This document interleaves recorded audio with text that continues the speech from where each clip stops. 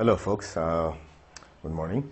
So today we are dealing with the topic of revolution of charged particle or particles in uniform magnetic field.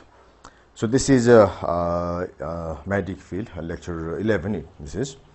So in a previous lecture or previous lesson we talked about how charged particles move in a circular path in uniform magnetic field if they enter the field perpendicularly at an angle of 90 degrees. And we found the radius also, that the value of radius was, this r was equal to mv by bq. Then we also dealt with a case in which the angle is not 90 degrees, so it forms a certain different angle. So if so, what happens is it will move in a helical path, and when it does, the value of radius will be equal to r is equal to, so we'll have two components here, One is the component of velocity parallel to the magnetic field, another is perpendicular to the magnetic field. The angle, this is theta, so here the component will be cos and here it is sine, and it is this component which is responsible for this force and responsible for the circular movement of the body. So that's why this is sine theta. So we had this r equal to mv perpendicular divided bq, and that was equal to mv sine theta by bq. So that was the radius. So we got radius because it was a curved path and it moves in a circle and it must give some radius. Now what happens is, if we can provide a condition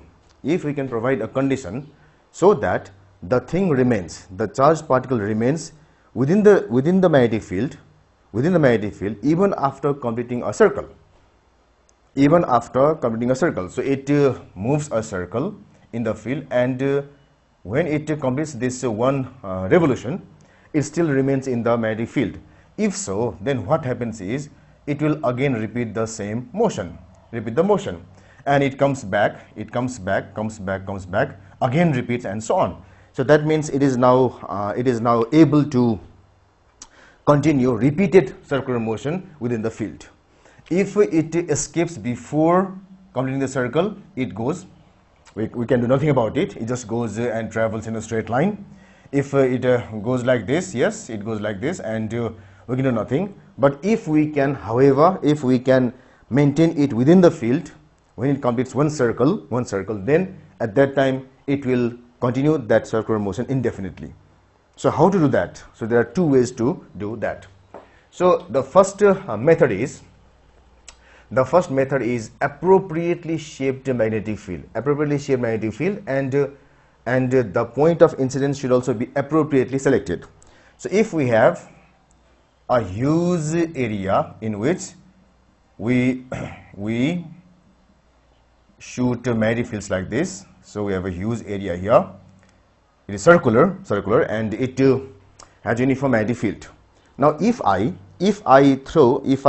make the charged particle incident over here, just touching here, like this. So this is a charged particle, and if the magnetic field and the velocity of the charged particle, the magnitude of charged particle is such that the radius is very small. The radius it takes is very small. If we design such a way that the radius taken is very small, then it remains within this thing. And from here it will be continuing its continuous circular motion in anti-clockwise sense. So in this way we can limit it within the circle, within the magnetic field, and let it continue its circular motion. Another way is, let us produce the charged particles within the field itself. So we have the cathode ray instrument here, which is often called as a cathode ray gun. So this produces the charged particles here, maybe positive source of positive charges or source of negative charges. If it is source of negative charges, we call it as cathode ray gun. If positive, they are the anode ray guns. So let us produce the charged particles themselves, and let's their magnitudes of charges, the velocities be such that the radius is very small. So in such case, what happens is it comes like this, then it moves and performs circular motion like this. So these are the two ways how they can be moved in repeated circular motion within the field. Now if so, we have not only the radius but some other quantities as well. So those quantities could be frequency, it is the number of times the circle is completed in a unit time. It could be time period, it's the time taken to complete one revolution. It could be the angular velocity and so on. So our job is to find that thing. So if there is repeated motion, then we have to calculate these factors. So in such case, what we have is not so difficult. So if it performs those type of motion, we will have, so we will start from here. So R is equal to mv by bq. So this gives us bq by m is equal to v by r, and we know that this v by r is the angular velocity. Omega is equal to v by r. So we have, since we know that v by r is equal to omega, then we must have this omega is equal to bq divided m. So this gives the angular velocity of that thing. So it is the angle covered per unit time. Now we want to find the time period or frequency. So we have, since we know that f is equal to omega by 2 pi, then we must have this f is equal to, when I use the value of this omega, it will be bq by 2 pi m. So this is the value of the frequency. And let us be reminded that the frequency does not depend on the velocity. Once it is inside the magnetic field, it depends on the field itself, value of field strength itself, the mass and charge. And the next is time period, and t is equal to 1 by f, which now gives me reciprocal of this thing. So we should be equal to, or this t is equal to 2 pi m by bq. So I think I have done it a bit abruptly. So what I can do is, it will be 1 by bq by 2 pi m. So this gives us t equal to 2 pi m by bq. So that means therefore t depends on m directly, and t depends on b inversely, t depends on this charge inversely, if the other quantities are constant. And it is interesting to find that none of these three quantities depend on the velocity. The radius depends on velocity, it's okay, radius, but mv by bq, but these three things do not depend on the velocities. So that is, I can say that, so therefore t, i.e. that is t and f and omega do not depend on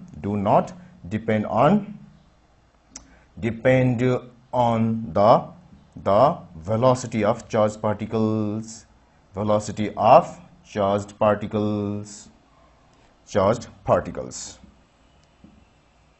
So this is definitely an interesting finding, of course.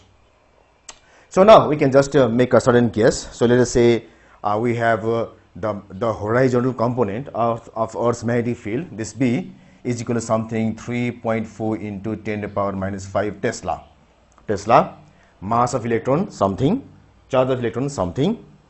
So if we expose the Earth's horizontal magnetic field on those things, it will give a certain T. So we can calculate these things. We can have certain F and we can have certain omega. So just an amateur calculation that we can do. Now this is the case in which the direction of the charged particle and that of the magnetic field are exactly perpendicular to each other. Now what if it's not perpendicular?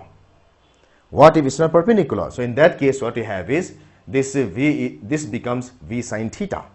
This thing is v sine theta. So let's do that. So in case of forming some angles, so this mathematics slightly changes and we have to calculate something extra also, some extra quantities also. Let us do it. Let's Let us calculate that extra quantity also. Now, if in case of angle we have got this R is equal to mv. So the circular movement is controlled by this component of the velocity. The angle is this. So if this is v, this is v cos theta. where the angle is, it is cos theta, and this component is v sin theta, perpendicular one. So it is v perpendicular by bq, that's equal to mv sin theta by this bq. This was the value of r. So also let us just write the component of the velocity which is parallel to this magnetic field. So that's equal to, also we have known v parallel is equal to v cos of theta. The circular motion is controlled by this v prime, as you know that. So that's why what you can do is, from this equation I'll obtain bq by r is equal to v perpendicular by this bq by m is equal to v perpendicular by this r. So this thing is now the new omega. The new omega is the velocity of this time by this r. So that's why it is equal to the new omega. So r omega is equal to bq by m. So this omega is of that case in which the charged particles are forming certain angle. So omega equal to bq by m. So let us say this is omega nu. Now this gives us the frequency nu is equal to same thing here, f equal to omega nu by 2 pi. This becomes bq by 2 pi m, and the time period nu will be equal to, and t nu will be equal to twice pi m by this bq. So these things do not depend on velocity. Again, it is the same thing here. Now one extra thing that we have to find is the pitch. So pitch means that when it moves in a helical path like this, pitch is the distance between these two threads, or we can say it is the distance between it is the linear distance covered by that thing when it moves one complete revolution. Pitch. So this pitch is controlled by, so pitch is equal to, let us write here, pitch equal to linear distance traveled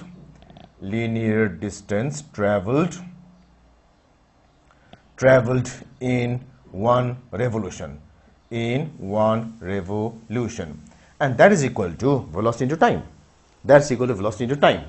The time is the time required to travel this is equal to the time period, because the time for one revolution is that t. So time is equal to t into the velocity is equal to this velocity, which is the parallel one. So it is v parallel, and this v parallel is equal to v cos of theta, and this t nu is equal to t, let us say nu. So this t nu is equal to twice pi m by this bq. So therefore the pitch is equal to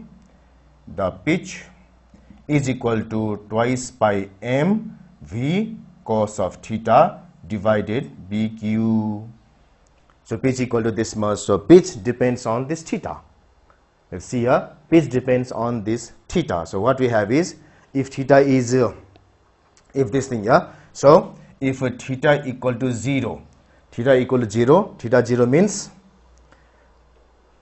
so theta 0 means the angle is very less. This angle is less like this. So at that time I'll have pitch is maximum, and when theta is equal to 90 degrees, then I'll have this pitch is equal to cos 90 is 0, so it's equal to 0. So 0 means it keeps on moving in the same circles, or circle at the same spot or same place. So this is the expression for the pitch. So lots of things to evaluate. So in some cases, what we might be asked is, we are required to find the angle when pitch is known.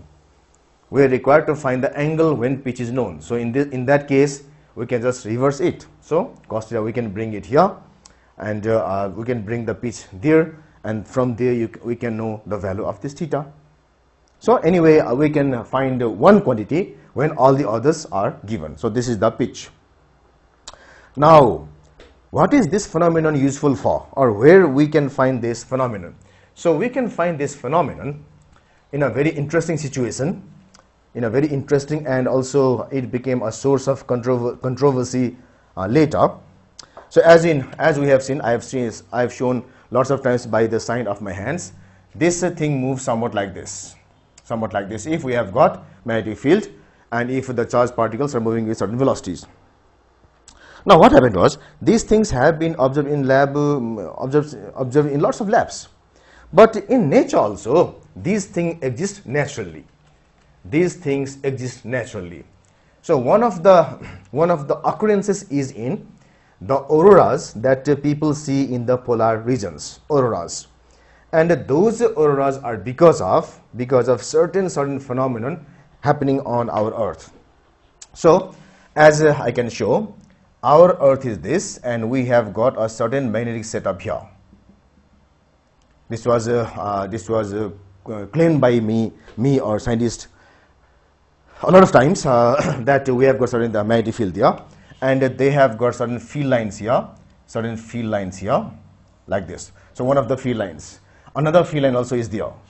Now when a lot of charged particles are also incident on Earth from outside space. So what happens is, if some charged particles come like this from outer space, as soon as they enter this magnetic field, there is some angle there. So because of that angle, then they start to take up a helical path and enter this thing.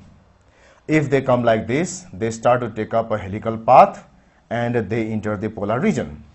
So that means in a certain region of this thing here, we have tremendously accelerating charged particles around Earth. So at a certain layer, we have got tremendously moving charged particles forming a certain layer, and that layer was called as Van Allen radiation belt. It was named as Van Allen radiation belt. So when these fast-moving charged particles interact with other particles, then they form certain sort of a glow or display in the sky because of high energy interactions. So those things are very much observed in polar regions, because in polar regions the magnetic field is highly concentrated. So that's why people of those regions can see very beautiful pattern at night. Also those countries which are north oriented or south oriented, in those countries they often see these sort of glows in night sky. Certain patterns are there, the circular patterns are there, so they will see.